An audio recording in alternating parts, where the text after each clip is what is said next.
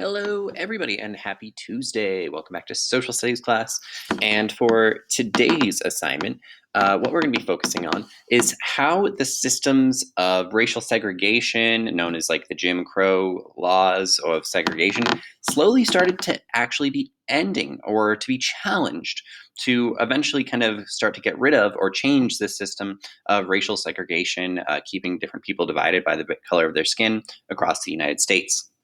And specifically, we're going to be focusing on two major Supreme Court cases and how these cases really started to change segregation across the entire country. These cases are the Mendez versus Westminster case we looked at in the very beginning of the school year, and Brown versus Board of Education, which you've probably heard of once or twice before.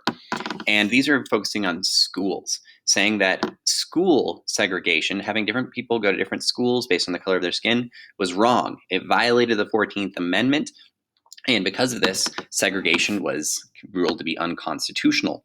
And once people were like, oh, segregation's unconstitutional and wrong in schools, well, what about segregation everywhere?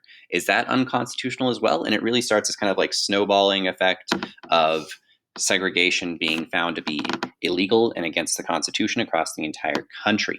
And eventually working with the civil rights movement, which we'll look at this week more in detail, to start to change this system of laws, which were unfortunately a very real part of life in this country for about 100 years after the end of slavery.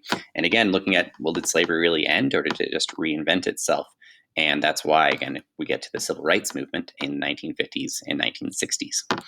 And of course, these issues still connect to us and matter today because even though legal segregation went away, there's no longer specific laws saying that Black people, white people, brown people, Asian people all have to be separated, divided on their race. There are still these systems where there's unequal schools depending on where you live. School segregation may not be part of the law, but there are more schools where people are more likely to be with people that look only like them and not really like mixed or integrated schools. And of course, even though if segregation goes away, it doesn't mean the barriers and obstacles created by racism and discrimination aren't still very much a real thing. So while today is a really important lesson that starts to show how these changes begin to happen, it's really just the beginning, and we're still dealing with many of these things today, but it does start to create those changes and is important to focus on. So I hope you find this lesson interesting. Make sure you watch the videos, read the text, answer all the questions, doing your very best. Remember to use text evidence in your exit ticket for full credit. And I will see you later. Remember to reach out with any questions and have a great rest of your day.